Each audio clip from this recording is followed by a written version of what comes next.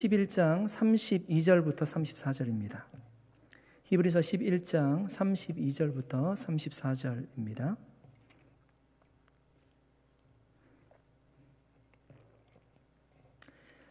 네, 우리 세 절 말씀이니까요. 합독을 읽도록 하겠습니다. 32절부터 34절까지 같이 읽겠습니다. 내가 무슨 말을 더하리요? 기드온, 바락, 삼손, 입다, 다윗 및 사무엘과 선지자들의 일을 말하려면 내게 시간이 부족하리로다. 그들은 믿음으로 나라들을 이기기도 하며 의를 행하기도 하며 약속을 받기도 하며 사자들의 입을 막기도 하며 불의 세력을 멸하기도 하며 칼날을 피하기도 하며 연약한 가운데서 강하게 되기도 하며 전쟁에 용감하게 되어 이방 사람들의 진을 물리치기도 하며. 아멘. 잠시 기도하겠습니다. 하나님 감사합니다. 이 시간 말씀을 함께 나누려고 합니다. 하나님, 믿음의 인물들을 함께 우리가 살펴보고 있습니다. 하나님, 오늘 우리가 본문에 읽었던 삼손이란 인물에 대해서 함께 말씀을 나누면서 우리의 믿음이 연약할 때 강하여지게 하여 주시고 어떠한 상황 가운데 우리가 낙심하지 않게 하시고 하나님이 주신 힘으로 능력 가운데 살아갈 수 있도록 우리와 함께하여 주시옵소서. 이 시간 인도하실 하나님께 감사드리옵고 예수님의 이름으로 기도드립니다. 아멘. 오늘 우리가 살펴볼 그 믿음의 인물은 삼손이라는 인물입니다. 여러분, 삼손은 힘센 사람의 상징으로 우리에게 기억이 되고 있습니다. 그런 삼손을 성경에서는요, 그냥 힘센 사람이다 이렇게 얘기하지 않고 그 삼손을 믿음의 인물로 평가를 하고 있습니다. 한 가지 질문 드려볼게요. 여러분, 우리 중에 지금 예배 드리시는 분들 중에 삼손 이야기, 그 스토리에 대해서 한 번도 들어보지 않으신 분들이 계실까요? 아마 제 생각에는 금요 예배 정도 나오실 분이면 삼손의 이야기를 전혀 들어보지 못하시는 분은 아마 없을 것이라고 생각합니다. 교회를 안 다니시는 분들도 성경에 곳곳에 나와 있는 스토리를 알고 있는 분들이 계세요. 예를 들면 다윗과 골리앗 사건들은 거의 다 알죠. 노아의 방주 사건들도 보통 알고요. 이 삼손이라는 인물은 힘이 있는 사람이라는 것을 누구나 알고 있습니다. 질문이 무엇인가 하면 누구나 다 알고 있는 삼손에 대한 이야기인데요. 우리가 삼손의 믿음에 대해서 얘기할 때 그 믿음이 어떤 종류의 믿음이었는지, 삼손이 가지고 있는 믿음이 어떤 믿음이었는지를 여러분 한마디로 이렇게 좀 정의를 할 수 있을까요? 오늘은 우리가 삼손이란 인물에 대해서 살펴보지만 그가 가진 믿음이 어떤 믿음이었는지를 보는 것이 오늘 말씀의 핵심이라고 할 수 있습니다. 원래 오늘 본문은 32절 한 말씀만 읽으면 됩니다. 거기에 삼손의 이름이 딱 정확하게 기록되어져 있고요. 내용의 설명은 기록되어져 있지 않아요. 그런데 우리가 34절까지 읽은 이유는 34절까지 좀 읽어봐야지 삼손이 가진 믿음이 어떤 믿음이었는지를 우리가 확인할 수 있기 때문입니다. 사실 히브리서 11장 말씀에 우리가 말씀을 읽어보면 믿음의 인물들에 대해서 쭉 기록을 하고 있지만 스토리가 길게 기록이 되어져 있는 인물이 있고요. 오늘 삼손과 같이 딱 정확하게 이름만 기록된 사람들이 있습니다. 예를 들면 아브라함, 모세와 같은 인물들은 스토리로 기록이 되어져 있어요. 그가 어떤 일을 했는지, 어떻게 믿음을 지켰는지 그 내용을 보면 그 믿음을 파악할 수가 있습니다. 그런데 오늘 우리가 읽었던 삼손은 딱 그냥 삼손 이렇게 이름만 기록이 되어져 있죠. 이것만 봐서는 그가 가진 믿음이 어떤 믿음이었는지를 우리가 확인할 수가 없습니다. 그런데 33절, 34절 말씀을 보시면 삼손의 믿음이 어떤 믿음이었는지를 우리가 유추해 볼 수 있는 단서가 있습니다. 그래서 33절, 34절 말씀을 우리가 읽은 겁니다. 여러분, 33절 말씀에 보시면 사자들의 입을 막기도 하며 이런 내용의 그 성경 내용이 나오거든요. 사자들의 입을 막았다. 그 이름을 얘기하지 않고요. 사건을 얘기하고 있어요. 그러니까 이 사건은 누구에 관한 얘기일까요? 사자들의 입을 막은 사람. 사자들의 입을 막은 사람 누굴까요? 성경을 딱 생각하면 긴장하지 마시고요. 네. 다니엘의 생각이 나시죠? 그죠? 사자굴이 던져졌는데 하나님께서 사자의 입을 막으셔서 그 인물을 살려주셨습니다. 그죠? 그러니까 다니엘에 관한 내용을요, 다니엘이다 이렇게 기록하지 않고 사자들의 입을 막은 인물을 기록하고 있어요. 그러니까 다니엘을 얘기하겠죠. 34절에 그 다음 인물이 불의 세력을 멸하기도 하며, 이건 누굴 말할까요? 불의 세력을 멸한 사람. 불의 세력. 제가 생각할 때는 다니엘의 세 친구들, 그죠? 사드락, 메삭, 아벳노고를 아마 얘기할 겁니다. 두라 평지에 금신상이 크게 세워져 있고요. 느부갓네살이 얘기하잖아요. 나팔이 불면은 그 금신상에게 절하지 않는 자는 풀무불에 던져지리라. 절하지 않았고 세 친구가 풀무불에 던져지는데 죽지 않았습니다. 하나님께서 그 불을 막아주신 거죠. 그 믿음을 지킨 인물들, 세 인물들을 얘기할 것입니다. 그리고 다음에 나오는 사건이요, 칼날을 피하기도 하며, 이건 누굴까요? 사실 성경에 칼날을 피한 인물들이 굉장히 많기 때문에 한 인물을 얘기하기는 좀 어려울 수 있습니다. 그런데 여러분 그 앞서 보면요, 그 이름이 좀 이렇게 기록되어 있는 사람들 중에 한 명이라고 저는 생각을 하는데, 우리가 최근에 사무엘 상하 말씀을 새벽 예배 시간을 살펴보았습니다. 사울이 다윗을 죽이려고 하잖아요. 창을 던져서 죽이려고 하고 칼을 들고 광야를 쫓아다녔습니다. 그때 하나님께서 그 순간마다 하나님이 다윗을 피하게 하셨어요. 그 칼날을 피하게 하셨어요. 아마 이 인물은 다윗을 가리키는 표현일 수 있습니다. 그리고 나오는 말씀이요, 이 말씀이에요. 연약한 가운데서 강하게 되기도 하며, 연약한 가운데서 강하게 되기도 하며. 그러니까 여기에 속한 인물이 누굴까요? 네, 그러니까 성경학자들은 보통 두 명으로 얘기하는데요. 첫 번째 인물이 히스기야입니다. 보통 얘기할 때 히스기야가 죽을 병에 걸렸잖아요. 성전을 향해서 하나님 앞에 간절하게 통곡하며 기도했습니다. 그때 이사야 선지자를 통해서 얘기해 주잖아요. 15년 생명을 연장시켜 주십니다. 정말 죽게 되었을 때, 여러분 죽는다라고 한번 생각해 보십시오. 그 죽게 되었을 때 그 연약한 마음으로 하나님 앞에 기도했는데 생명이 15년 연장되었어요. 그렇게 살게 되었죠. 그러니까 연약한 가운데서 강한 믿음을 가지게 됩니다. 그러니까 히스기야를 얘기한다라고 얘기하는 학자들이 있고요. 두 번째로 추측하는 인물이 오늘 우리가 말씀을 나누고 있는 바로 삼손이라는 인물입니다. 여러분 삼손의 이야기는 사사기 13장에서 16장에 나오는 사건입니다. 그 사사기 그 이야기 중에서 12사사가 있는데요. 가장 길게 기록이 된 내용이요, 삼손의 이야기입니다. 그러니까 저는 사사기 이 본문을 읽으면서, 설교를 준비하면서 읽으면서 과연 이 삼손의 믿음이 어떤 믿음이었는지를 계속 생각하면서 말씀을 묵상하게 되었습니다. 그러면서 깨달은 것이 바로 오늘 히브리서 이 저자가 말씀한 것처럼 그 삼손의 믿음이 바로 연약한 가운데서 강하여진 믿음이라는 것을 확신할 수 있게 되었습니다. 저에게 삼손의 믿음을 한 문장으로 좀 정리를 해보라고 한다면 저는 정말 그렇게 얘기하고 싶습니다. 삼손의 믿음은 약한 데서 강하여진 믿음입니다. 그렇게 얘기하고 싶습니다. 우리가 사사기 13장에서 16장 말씀을 다 읽어보면 좋겠지만 그럴 수 없으니까요. 제가 설교를 하면서 왜 삼손의 믿음이 약한 데서 강하여졌는지 그 스토리를 좀 훑어가면서 본문을 좀 설명드리도록 하겠습니다. 여러분 삼손이 태어날 때 시대상이 어땠는가 하면 블레셋에 의해서 이스라엘이 40년 동안 지배를 받고 있을 때였어요. 그러니까 사사시대 때요, 가장 오랫동안 이방 나라에 의해서 지배를 받을 때가 바로 삼손 때였어요. 삼손이 태어날 때 40년 동안 다른 나라에 의해서 압제를 받고 있던 때였습니다. 이 말은 가장 암울한 시대였다는 겁니다. 그러니까 사사시대가 원래 암울한 시대였는데 그 중에서도 가장 암울한 시대였다면 삼손이 태어날 시점이었다고 얘기할 수 있습니다. 왜 이스라엘은 블레셋의 지배를 40년 동안 받게 되었을까요? 사사기 13장 1절 말씀해 보시면 그들이 여호와의 목전에 악을 행했다라고 얘기합니다.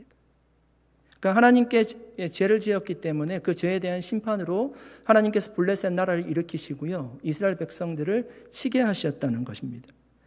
그럼에도 불구하고 여러분 감사한 것은 하나님께서 이스라엘을 포기하지 않으시고요, 하나님께서 그 땅을 살리시고사 사사를 보내셔서요 구원해 주셨다는 겁니다. 사사기가 보여주는 여러분 같은 그 구원의 사이클이 있어요. 이스라엘 백성들이 하나님을 섬기다가 하나님을 떠나게 되죠. 우상을 숭배하고 하나님을 떠나게 됩니다. 그때 하나님께서 진노하셔서 이방 나라를 들어서요 이스라엘 백성들을 치게 하십니다. 그러면 굉장히 고통스러우니까 자신의 죄를 회개하고 하나님 앞에 용서함을 구합니다. 그때 하나님께서 그 눈물의 기도를 보시고요, 그 땅을 구원하여 주시는데 누굴 보내시는가 하면 사사라는 사람을 보내셔서요, 이스라엘 백성들을 구원해 주셨습니다. 이것이 사사기가 보여주는 구원의 사이클입니다. 고통에서 그들을 구원해 주시죠. 40년간 블레셋의 지배를 받고 있습니다. 여러분, 얼마나 이스라엘 백성들이 고통스러울까요? 대한민국이 일본에 36년 동안 고통을 받았잖아요. 굉장히 고통스럽고 지금까지도 해결되지 않는 문제들이 있지 않습니까? 그러니까 40년 동안 다른 나라의 지배를 받는다는 것은 정말 고통스러울 때였습니다. 그때 하나님의 한 가정을 택하시고요, 사사기에 등장하는 12사사 중에 마지막 사사였습니다. 그 사사가 바로 삼손이라는 사사였습니다. 성경에 주님께서 특별히 여러분 사용하신 훌륭한 믿음의 가정들을 보면 그 아이를 가질 때 굉장히 어려웠다는 것을 우리가 성경 여러 곳에서 확인할 수 있습니다. 사무엘의 어머니 여러분 한나가 아이를 가질 때를 생각해 보십시오. 그때가 영적으로 엘리 제사장 시대 때 암울한 시대였잖아요. 한나가 어렵게 사무엘을 가졌어요. 이삭을 낳은 사라도 90세 때 아이를 가지지 않습니까? 세례 요한의 어머니 엘리사벳도 그랬죠. 세례 요한이 예수님의 길을 예비한 자였습니다. 광야로 나가서 그 길을 예비했던 자였는데 엘리사벳이 그 세례 요한을 어렵게 가졌습니다. 삼손도 마찬가지입니다. 그러니까 삼손이 태어날 그 당시는 아이를 많이 낳던 때였습니다. 그러니까 여러분이 알고 있는 사람들 중에 가장 아이를 많이 낳은 사람은 누구세요? 교제하시는 분들 중에 TV에서 나오는 사람 말고. 제 친구가 초등학교 때 막내였거든요. 누나가 몇 명인가 하면 8명입니다. 그 남자아이를 가지기 위해서요, 그 누나들이 8명 있어요. 네. 결국에는 성공하셨어요. 네. 9째. 제가 뭘 얘기를 하려고 했죠? 네. 그러니까 아들내가 계속 나오는데 성공했어요. 근데 삼손이 나올 때 그 당시가 아이를 굉장히 많이 낳던 때였습니다. 그러니까 압돈이라는 사사가 있었거든요. 삼손 바로 전전의 사사였습니다. 압돈이라는 사사가 있어요. 그의 자녀가 몇 명이었는가 하면 아들이 40명이었어요. 딸은 기록되어 있지 않습니다. 딸이 없어서 기록되어 있지 않은지 아니면 딸이라서 성경에 기록하지 않았는지는 모르겠지만 아들이 40명이었습니다. 아무도 안 놀라시네요. 40명을 여러분 한번 키운다고 생각해 보십시오. 예. 잠자리는 어떻게 할까? 먹을 것은 어떻게 할까? 이동은 어떻게 할까요? 40명이었습니다. 더 대단한 분이 계세요. 그러니까 삼손 바로 전의 사사예요. 지금 제가 얘기했던 압돈은 전전전의 사사였고요. 삼손 바로 전의 사사는 압돈, 그러니까 이후의 사사이죠. 입산이라는 사사인데요. 아들이 30명, 딸이 30명이었습니다. 그러니까 자녀가 60명 있는 집안이죠. 야구팀, 축구팀, 배구팀, 농구팀 한 번에 다 만들 수 있는, 굉장합니다. 그런데 그 뒤에 나오는 그 가정이 누군가 하면, 사사로서 가정이 누군가 하면 마노아의 가정이에요. 그 가정은 자녀가 한 사람도 없었다는 거예요. 시대상이 이렇게 아이를 풍성하게 낳던 때였는데 마노아의 가정은 단 한 명의 자녀도 있지 않았습니다. 그러니까 고대 이스라엘에서는 아이를 낳지 못하는 것이 굉장히 수치스러운 일이었습니다. 사람들에게 조롱당하는 일이었어요. 그래서 사실 사람들이요, 하나님의 때를 기다리지 않고요, 하나님의 방법대로 아이를 가지려고 하지 않고요, 이방 여인을 취하거나 아내를 많이 데리고 와서 아이를 낳기 시작했어요. 상식적으로 여러분, 한 여인이 40명의 자녀를 놓는다, 아니면 60명의 자녀를 놓는다, 이것이 가능한 일일까요? 저는 불가능하다고 보는데, 예를 들면 여러분, 여호수아가 몇 세 때 죽는가 하면, 하나님의 부름을 받는가 하면, 성경에 보니까 110세 때 하나님의 부르심을 받거든요. 그러니까 여러분, 창세기 때부터 우리가 그 사람의 기한을 보면 생명이 계속 줄고 있어요. 당시에는 900살 이상 살았잖아요. 노아의 홍수에 때 급격하게 줄고요. 그리고 계속 줍니다. 그러니까 지금 사사 시대는 여호수아 시대 때 이후의 시대이니까 110세도 아마 못 살았을 거예요. 그런데 한 여인이 40명, 60명을 놓는다? 이건 불가능한 일이라는 거죠. 그러면 우리가 질문할 수 있겠죠. 어떻게 60명을 낳았을까? 정상적인 결혼이 아니라 많은 여인들을 아내로 받아들이거나 제가 말씀드렸듯이 이방 여인들을 통해서 아이를 낳게 되었을 겁니다. 이런 결혼을 여러분 하나님께서 기뻐하셨을까요? 구약시대 때 자녀를 많이 낳는 것이 축복이지만 이렇게 많은 자녀를 낳는 것이 하나님이 기뻐하시는 방법이었을까요? 다르게 질문해 보면 자녀를 많이 낳는 것이 하나님의 축복이라고 얘기할 수 있을까요? 마노아도 아마 그렇게 할 수 있었을 것입니다. 그런데 마노아의 가정은 성경에 보니까 기다렸대요. 사사기 13장 2절 말씀에 보니까 임신이 되지 않아도 오랫동안 기다렸대요. 하나님께서 허락해 주신 자녀를 주시도록 기다렸다는 겁니다. 그러니까 믿음으로 기다렸습니다. 그래서 기도하면서 얻은 자녀가 누군가 하면요, 바로 삼손이에요. 그러니까 삼손은 하나님께서 그 가정에 특별하게 주신 자녀이기도 하지만 하나님의 일을 하기 위해서요 보내신 사사였어요. 삼손을 주실 때 하나님께서 약속하신 것이 있습니다. 그가 나실인이 될 거라는 거예요. 나실인이란 말의 뜻은 무엇인가 하면 구별된, 바쳐진 이런 뜻이에요. 구별되었다, 바쳐졌다. 그러니까 그 삼손이란 자가요 하나님 앞에 바쳐진 사람이 될 거라는 거예요. 이 세상과는 구별된 사람이 될 거라는 거예요. 그러니까 하나님께 바쳐졌고 세상과 구별됐으니까 그 나실이는요 하나님의 뜻을 행하며 살아가야 될 사람으로 하나님께서 그 가정에 그 시대에 세워주셨다는 것입니다. 이런 나실이는 여러분 세 가지를 조심해야 됩니다. 이것은 꼭 지켜야 됐습니다.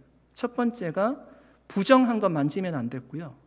두 번째가 포도주나 독주를 마시면 안 됩니다. 세 번째가 머리를 깎으면 안 됐습니다. 평생 머리를 길러야 되는 겁니다. 이것이 세 가지 나실인이 지켜야 될 의무사항이었습니다. 그런데 여러분 삼손의 인생을 보십시오. 그는 이 약속을 평생에 잘 지켜나갔을까요? 그렇지 못했어요. 부정한 것을 만진다는 것은요 시체를 만지는 것을 얘기해요. 삼손이 그의 인생 가운데 수많은 전쟁을 치렀거든요. 블레셋 사람과의 레이 전투에서는요 나귀 턱뼈로 1000명을 죽였어요. 나귀 턱뼈로 1000명을 죽였습니다. 그러니까 사람을 죽이면서 시체를 만지게 되잖아요. 자연스럽게 부정한 것을 만지게 되는 거예요. 딥나에 내려가서 블레셋 여인과 결혼합니다. 부모님의 반대에도 불구하고요 블레셋 딥나의 여인과 결혼했습니다. 결혼하면서 피로연 때 퀴즈를 내게 되죠. 퀴즈를 맞추면 겉옷 30벌과 이 베어 30벌을 주겠노라고 삼손이 약속합니다. 딥나의 남자들이요 이 삼손의 그 아내에게 추궁해서 그 답을 알아내요. 삼손이 퀴즈에 지게 되죠. 그래서 아스골론이라는 곳에 내려가서 무거운 사람을 죽이고요 노력해서 그것을 보상해 줍니다. 그때도 피를 만지게 돼요. 사자를 손으로 찢어서 죽였어요. 당연히 피를 만지게 되죠. 후에 거기에 엉겨있는 꿀을 먹었습니다. 여러분 보십시오. 부정한 시체를 엄청나게 만졌고요 시체에서 나오는 꿀까지 먹었습니다. 나실인의 세 가지 약속 중에 첫 번째, 부정한 것을 만지지 말라고 한 것을 삼손이 어겼다는 것입니다. 그러고도 삼손은 아무렇지도 않게 잘 살아갑니다. 나실인의 또 다른 약속, 두 번째는 포도주나 독주를 마시지 말라고 한 것이었습니다. 여러분 사실 이스라엘 땅은 물이 귀한 지역이잖아요. 그래서 포도주가 사실은 물처럼 마시던 음료였습니다. 상처에 붓기도 했고요. 그래서 지금과 정확하게 비유될 수 있을지 모르겠지만 유럽의 맥주를 물처럼 마시듯이 아마 그 당시에는 포도주를 그렇게 마셨던 것 같아요. 그런데 성경에 보니까 이 포도주를 금한 사람들이 있습니다. 레위기 10장 9절에 보니까 제사장들이 포도주를 마시면 안 됐고요. 그리고 삼손과 같은 나실인이 포도주를 마시면 안 됐습니다. 사사기에 정확하게 삼손이 포도주나 독주를 마셨다라고 기록한 본문은 없습니다. 그런데 많은 추석가들과 성경학자들은 삼손이 술을 많이 마셨을 거라고 추정하고 있습니다. 사사기 16장 19절 말씀에 보시면 여러분 들릴라가 마지막에 이제 삼손의 힘의 근원을 알아내려고 하잖아요. 여러 방법을 써서 여러 차례 시도하고 그 힘의 근원을 알아내기 위해서 노력합니다. 들릴라가 날마다 계속적으로 그 힘의 근원이 어디서 나냐고 조르니까 그때 표현하기를요, 삼손이 마음이 번뇌하여 죽을 지경이 되었대요. 죽을 지경이. 그래서 결국엔 들릴라에게 자신의 힘의 근원이 어디서 나는지 알려주게 되죠. 이 머리를 자르게 되면 힘이 없어질 거라고 알려주게 됩니다. 사사기 16장 19절 말씀입니다. 들릴라가 삼손에게 자기 무릎을 베고 자게 하고 사람을 불러 그의 머리털 7가닥을 밀고 괴롭게 하여 본즉 그의 힘이 없어졌더라. 여러분, 삼손이 들릴라의 무릎에 누워서 자고 있어요. 들릴라가 사람을 불러서요, 삼손이 머리털 7가닥을 자르라고 했습니다. 그럼 이 말씀을 보시면 머리털 7가닥, 이게 보이기라도 할까요? 우리의 머리에서 만약에 머리털 7가닥이 없어졌으면 우리가 알기라도 할까요? 우리가 머리를 감을 때 아마 그거보다 더 빠질 거예요. 그렇죠? 사실 이제 원문의 의미는 전혀 그런 의미가 아니에요. 그러니까 머리가 밀린다라고 했을 때 그 밀고라는 단어의 원형 동사가 깔라흐라는 단어인데요. 이 깔라흐라는 동사가 아랍어에서는 대머리가 되는 것을 의미해요. 고대 근동의 이 민족 간에는 언어의 유사성이 많이 있거든요.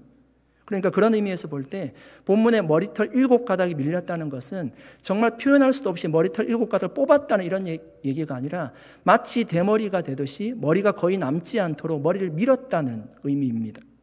그런데 보십시오.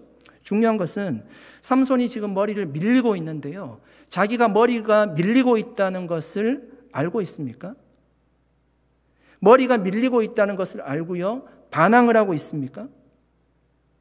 이전에도 여러분, 삼손의 힘을 들릴라가 알아내기 위해서 3번이나 시도했어요. 그리고 그때마다 삼손은 엉뚱한 대답을 알려주었고요, 들릴라는 그 엉뚱한 대답을 알고요, 그 대답이 마치 정답인 줄 생각을 하고 그 대답에 맞게 삼손의 힘을 없애기 위해서 노력했습니다. 그런데 그때마다 보시면요, 삼손이 즉각적으로 반응합니다. 자고 있다가 바로 일어나서요, 적들을 향해서 제압했습니다. 그런데 여러분, 이번에는 보십시오. 머리를 깎이는 것 자체를 삼손이 아예 모르고 있어요. 사사기 16장 20절 말씀에 보니까 들릴라가 블레셋 사람이 들이닥쳤다라고 얘기하니까 그제서야 일어납니다. 그리고 그들을 공격하려고 했습니다. 그런데 삼손이 모르는 게 있었죠. 무엇입니까? 본문이 이렇게 기록합니다. 여호와께서 이미 자기를 떠나신 줄을 깨닫지 못하더라. 머리가 깎였는데요, 자신에게서 힘이 없어진 줄을 모르고 있어요. 여러분, 생각해 보십시오. 이게 가능할까요? 여러분이 깊이 잠들었어요. 여러분의 아내와 남편이 여러분 몰래 와서 머리털을 다 미는 겁니다. 끔찍한 상상이지만 다 미는 겁니다. 전혀 몰랐다는 거예요. 흔들어 깨우기 전에는 전혀 몰랐어요. 그래서 이제 많은 주석가들과 이게 성경학자들은 아마 그때 삼손이 술에 깊이 취해서 아마 자고 있었을 거다, 이렇게 추정하는 겁니다. 그래서 3번의 시도 때는 삼손이 정확하게 금방금방 반응을 하거든요. 근데 4번째는 그렇게 하지 못했죠. 그래서 아마 깊이 잠들었을 거다, 술을 먹고 깊이 잠들었을 거다, 그렇게 생각합니다.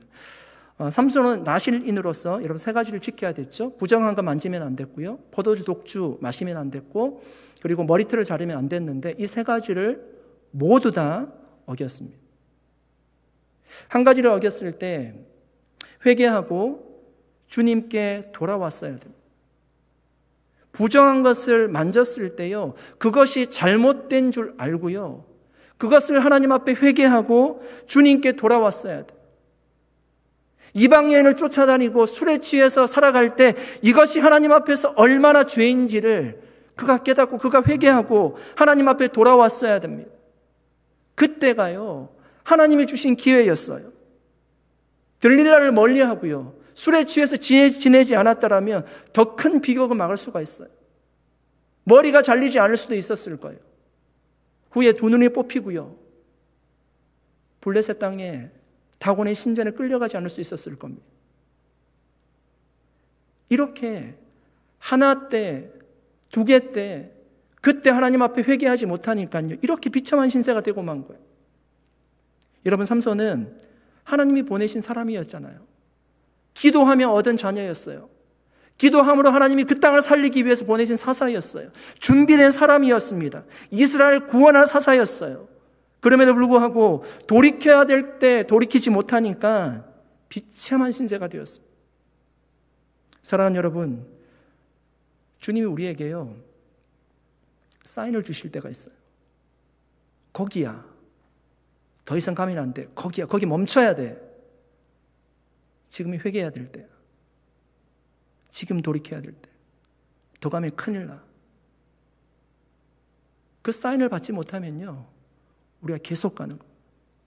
첫 번째, 두 번째, 세 번째, 네 번째. 그러다가 그냥 영적으로 완전히 무너지는 거죠. 저는 부탁드리고 싶은 거는 우리가 정말 기도하면서 영적으로 깨어서 하나님이 우리에게 말씀하실 때 그 사인을 정확하게 분별할 수 있는 지혜를 가질 수 있기를 축복합니다. 그리고 정말 우리가 멈춰야 될 때 멈추는 것이 하나님께서 주신 지혜인데 그 자리에 멈춰서서 다시 한번 하나님을 바라보고 우리를 어디로 인도하시는지 하나님 앞에 뜻을 구하고 살아가는, 그리고 그 길을 믿음의 길로 알고 걸어갈 수 있는 저와 여러분 되시기를 주님의 이름으로 간절히 축복합니다. 삼손은 그 시기를 놓쳤어요. 하나님 멈추라 할 때 멈추지 못했고요. 결국은 세 가지를 다 어기게 되었죠. 그래서 눈이 뽑히고요, 두 눈이 뽑히고요, 블레셋 군사들이 와서 그를 놋줄로 매어서 감옥으로 끌고 가서요 큰 맷돌을 돌리게 했습니다. 짐승들이 끄는 큰 맷돌을 삼손에게 돌리게 했습니다. 여러분, 얼마나 비참하고 초라한 모습입니까? 한때는 보잘것없는 정말 흔하게 구할 수 있는 나귀 턱뼈로요 1000명의 이스라엘 병사들을 죽이는 장수였습니다. 블레셋 지방에 문짝을 떼오던 사람이었어요. 이 블레셋 지방에 문짝을 뗀다는 것이요 블레셋 집에 있는 많은 문들 중에 하나의 문짝을 떼는 것이 아니라 블레셋 성문의 문짝을 떼었어요. 성문의 문짝이 얼마큼입니까? 그 성문의 문짝을 뗀다는 것은요 그 문짝이 의미하는 것이 무엇인가 하면 그 나라의 힘을 상징하는 거예요. 문짝을 떼었다는 것은 그 나라를 완전히 무너뜨린 거예요. 그 정도로 능력 있게 쓰임받았던 사람입니다. 그만큼 블레셋에게는 큰 치욕을 안겨주었던 행위였습니다. 그런 엄청난 일을 한 사람이 삼손이었는데 지금의 모습을 보십시오. 그는 두 눈이 뽑히고 감옥에서 큰 맷돌을 돌리는 신세가 되었습니다. 이런 맷돌을 돌리며 삼손은 어떤 생각을 했을까요? 자신의 삶을 한탄하면서 맷돌을 돌렸을까요? 아니면 하나님께 자신이 나실인으로서 바르게 살지 못했던 것을 회개하는 마음으로 그 맷돌을 돌렸을까요? 아니면 이 고통스러운 현장 가운데서 하나님이 나를 좀 구원해 주실 것을 바라면서 그 맷돌을 돌렸을까요? 여러분, 성경은 이에 대해서 아무런 얘기도 하고 있지 않습니다. 맷돌을 돌렸다고 하지 그가 어떤 마음으로 맷돌을 돌렸는지는 침묵하고 있습니다. 그러나 우리는 그 다음 기사를 보시면요 삼손의 마음을 알 수 있어요. 삼손이 어떤 마음이었는지를 헤아릴 수 있습니다. 사사기 16장 23절부터 나오는 기사를 보시면 블레셋 사람들이 모여서 잔치를 하고 있습니다. 이런 블레셋이라는 나라는 5개의 그 도시국가들이 뭉쳐진 나라였어요. 그러니까 뭔가를 결정하기 위해서는요 그 5 도시국가의 방백들이 모여서요 회의하고 결정했습니다. 전쟁에 나갈 때, 그리고 종교적인 큰 행사가 있을 때, 큰 잔치를 벌일 때, 이럴 때는 다 모였습니다. 지금 보니까요 5 방백들이 다 모였습니다. 왜 모였습니까? 삼손 잡았다고요. 그러니까 블레셋에게는요 삼손이 어떤 사람이었는가 하면 한 나라의 그 군대보다 상대하기 어려운 사람이었어요. 그 한 사람이. 그런데 그 삼손이란 그 장수를 붙잡은 겁니다. 그 장수를 붙잡으니까 즐거워서 파티하려고 모인 겁니다. 그들이 이렇게 얘기합니다. 사사기 16장 23절 24절 말씀입니다. 블레셋 사람의 방백들이 이르되 우리의 신이 우리 원수 삼손을 우리 손에 넘겨주었다 하고 다 모여 그들의 신 다곤에게 큰 제사를 드리고 즐거워하고 백성들도 삼손을 보았으므로 이르되 우리의 땅을 망쳐놓고 우리의 많은 사람을 죽이는 원수를 우리의 신이 우리의 손에 넘겨주었다 하고 자기들의 신을 찬양하며. 여러분 보십시오. 블레셋의 방백들과 그 백성들이요 고백하고 있죠. 우리의 신이 삼손을 우리에게 넘겨주었다는 거예요. 얼마나 즐거운 표현입니까? 그들은 생각했어요. 그들의 신이 삼손을 우리에게 넘겨주었다. 그들은 믿고 있습니다. 그래서 정말 기뻐하는 마음으로 잔치를 벌이고 있어요. 파티가 그렇게 잔치를 벌이며 절정에 이르게 될 때요, 삼손을 감옥에서 붙잡아 옵니다. 끌어내옵니다. 그들 앞에 세웠어요. 축제의 하이라이트가 무엇인가 하면 자신들에게 치욕을 주었던, 자신들의 이 가족들, 병사들을 많이 죽였던 그 삼손에게 치욕을 대갚아 주는 거예요. 그것이 축제의 하이라이트였습니다. 그래서 그들이 어떻게 했을까요? 사사기 16장 25절에 보니까 삼손을 끌어내서요, 제주를 부리게 했대요. 성경에 그 제주가 어떤 제주를 부리게 했는지는 얘기하지 않고 있어요. 그러니까 두 눈이 뽑혔기 때문에요, 아무래도 우리가 생각해 볼 때는 가다가 부딪히지 않았겠어요? 앞에 뭐가 있는가도 모르잖아요. 넘어지기도 하고 일어나기도 하고 부딪히기도 하고 뭐 주저앉기도 하고, 그렇게 형편없는 모습을 보면서 즐거워하는 거죠. 어떤 학자들은 한 소년을 세웠대요. 그 소년에게 삼손의 따귀를 때리게 하고요, 삼손의 몸을 때리게 하고요, 도망치는 겁니다. 조롱하는 것입니다. 삼손은 두 눈을 뽑혔기 때문에 따라가지 못하겠죠. 사람들이 생각하는 삼손은 장수였고요, 많은 사람들이 상대할 수 없는 사람이었어요. 그렇게 힘있던 삼손이 한 명의 소년에게도 감당하지 못하는 모습을 보고요, 조롱하는 겁니다. 삼손의 귀에 가슴에 그 조롱의 소리가 얼마나 비수와 같이 꽂혔겠습니까? 그렇게 사람들이 웃음거리가 되면서 여러분, 삼손에게 그 소리가 들릴 때요, 여러분 어떤 마음이 들릴까요? 다곤의 신전에서, 우상숭배의 그 신전에서 사람들이 조롱하는 그 소리가 자신의 귀에 들릴 때 삼손이 어떤 마음이 들었을까요? 삼손이 두 기둥을 잡고 서 있습니다. 많은 사람들은 삼손이 잠깐 쉬고 있다고 생각했을 겁니다. 그런데 삼손은 그 두 기둥을 잡고요, 하나님 앞에 간절하게 기도했습니다. 사사기 16장 28절 말씀입니다. 삼손이 여호와께 부르짖으리되 주 여호와여 구하옵나니 나를 생각하옵소서. 하나님이여 구하옵나니 이번만 나를 강하게 하사 나의 두 눈을 뺀 블레셋 사람에게 원수를 단번에 갚게 하옵소서 하고. 이런 삼손이 하나님께 기도하고 있어요. 간절히 기도하고 있어요. 블레셋 사람에게 원수를 갚게 해달라는 겁니다. 이번만 나를 강하게 하사 블레셋 사람에게 원수를 갚게 해달라는 것. 여러분, 우리가 잘못 생각하면 이렇게 생각할 수 있겠죠. 삼손이 치욕을 당했기 때문에, 부끄러움을 당했기 때문에 그 부끄러운 그 감정을 가지고 복수하는 마음으로 그 원수를 갚게 해주십시오, 그렇게 기도한다라고 생각할 수 있습니다. 그것이 맞다라면 우리는 오늘도 그렇게 기도할 수 있을 거예요. 우리의 마음을 상하게 한 자, 우리를 어렵게 한 자, 하나님 그들을 심판해 주십시오. 하나님, 내가 하지 못하지만 삼손에게도 원수를 갚게 해주신 하나님께서 내 원수도 해결해 주십시오. 우리는 오늘도 당장 그렇게 기도할 수 있을 것입니다. 그러나 사실 이 부분은 그런 의미의 본문이 아닙니다.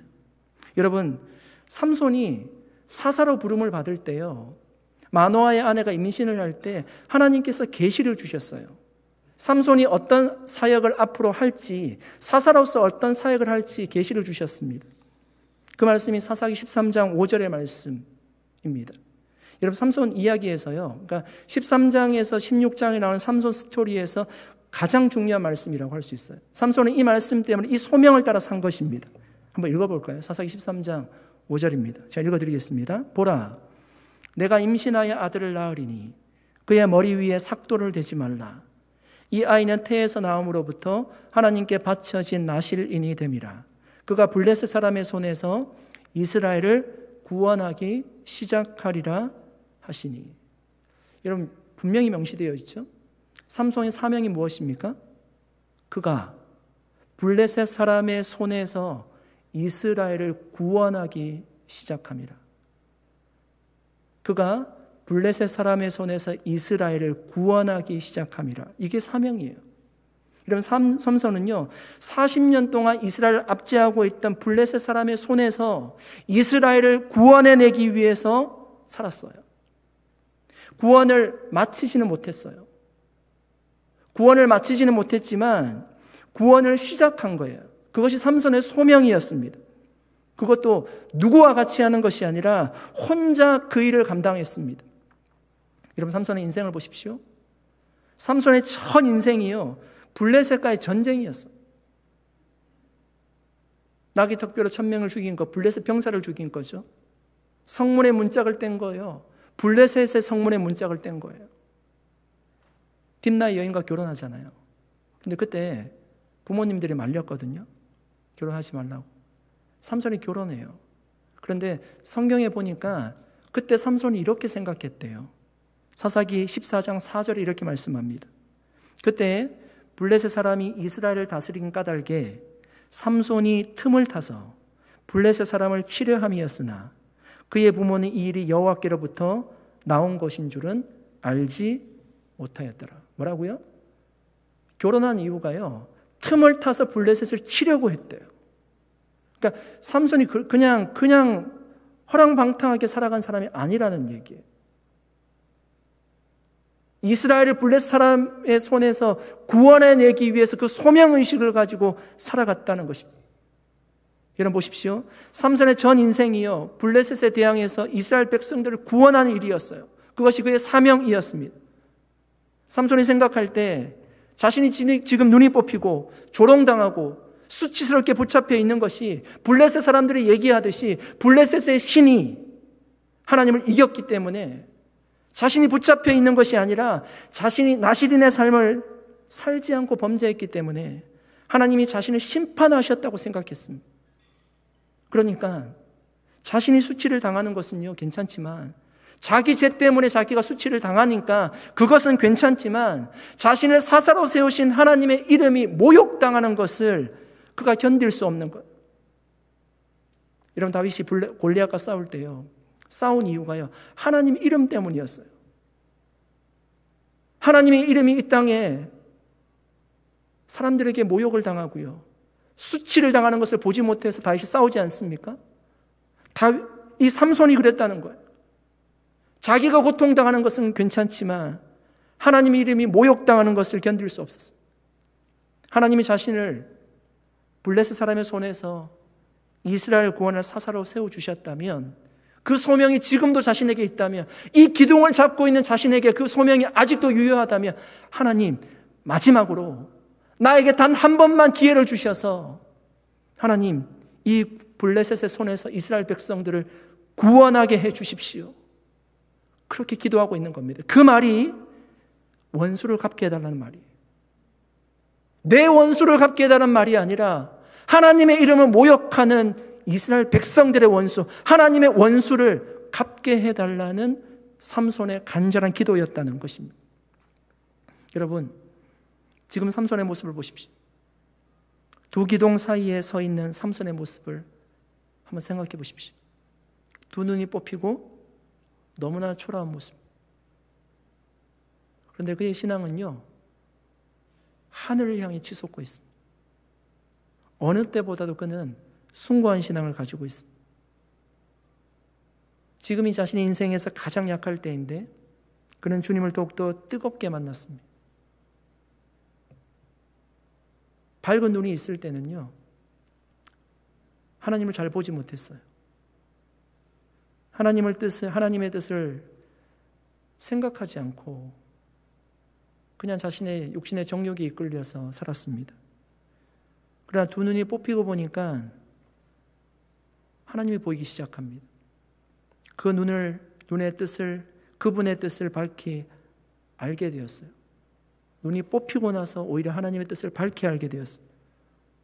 모든 것을 잃은 것 같지만 다 잃은 것이 아니었습니다. 그는 주님을 더욱더 뜨겁게 사랑하게 되었고요, 끝내 주님이 주신 사명을 이루게 되었습니다.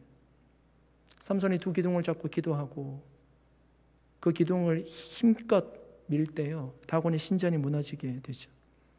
성경은 그가 살았을 때 죽인 자보다 이때 그가 죽을 때 죽인 자가 훨씬 더 많았노라고 성경은 기록을 하고 있습니다. 끝내 이 삼손은 하나님께서 주신 사명, 이스라엘 블레셋 사람의 손에서 구원해내리라는 그 사명을 시작하는 것을 이룰 수가 있었고 그의 사명을 마칠 수가 있었습니다. 그래서 성경은 삼손을 믿음의 인물로 평가하고 있는 것입니다. 이제 말씀을 정리하겠습니다. 우리는 설교를 시작하면서 삼손의 믿음을 이렇게 정의했습니다. 삼손의 믿음은 연약한 가운데서 강하여진 믿음입니다.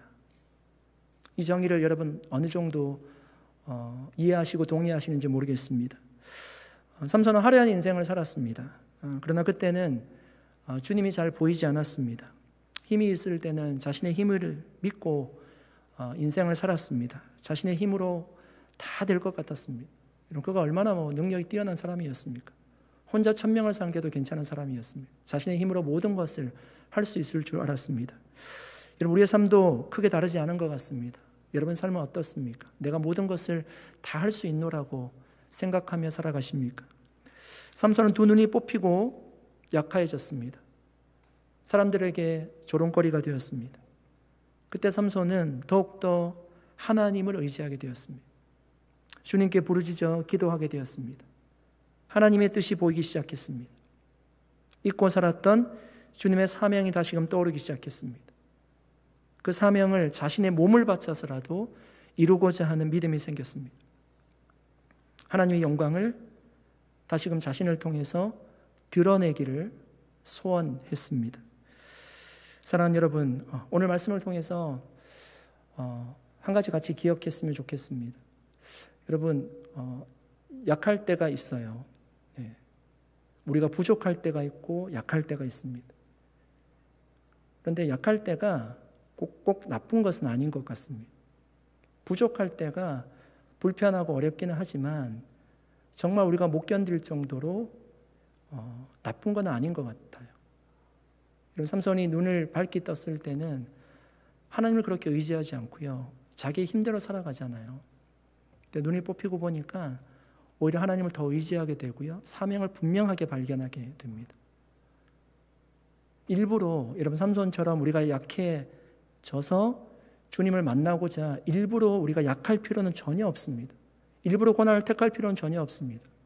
그런데 인생을 살아가면서 막다른 골목과 같은 어려움을 우리가 만날 때가 있습니다. 그때 이 말씀을 기억하면 좋겠습니다. 약할 때가 하나님을 만날 때이고 약할 때가 주님의 음성을 들을 때라는 것을 좀 기억하셨으면 좋겠습니다. 그때 오히려 우리의 신앙이 깊어지고요, 주님께서 무엇이라고 말씀하시는지를 정말 확성기에서 말씀하듯이 우리가 그 마음에 담을 수가 있습니다. 연약한 순간이 올지라도 그때 우리가 주님을 바라봄으로 숭고한 신앙을 가질 수 있기를 축복합니다. 정말 그 연약한 가운데 강한 믿음을 가질 수 있기를 축복하고요, 그런 믿음을 가지고 우리가 험난한 세상 가운데 살아갈지라도 주님의 영광을 드러내며 살아가는 저와 여러분 되시기를 예수님의 이름으로 간절히 축복합니다. 아멘. 우리 함께 기도하도록 하겠습니다. 하나님, 감사합니다. 오늘 잠시 하나님 말씀을 나누고 이 시간 함께 기도하고자 합니다. 하나님 아버지, 삼손이란 인물은 우리에게 익숙한 인물이지만 그가 어떤 믿음을 가졌는지 우리가 다시 한번 말씀을 살펴보았습니다. 하나님, 삼손이 참 연약한 사람이었는데 자신이 정약한 줄도 모르고 살다가 어려운 일을 당하고 하나님을 뜨겁게 만나게 되었습니다. 나실인으로서 그는 정말 세 가지 모든 죄들을 범하고 나락으로 떨어졌지만 그때 자신의 사명이 무엇이었는지 기억을 하고 블레셋 사람의 손에서 이스라엘 구원해내는 것이 자신이 사명인 줄 알고 끝까지 그 사명을 감당함으로 믿음의 사람이 되었습니다.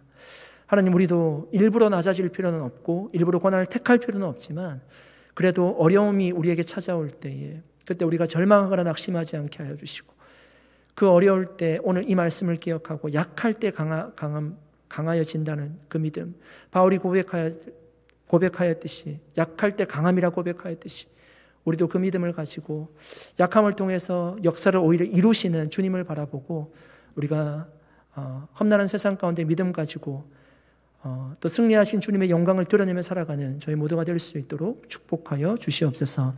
감사드리고 예수님의 이름으로 기도드리옵나이다. 아멘. 우리 함께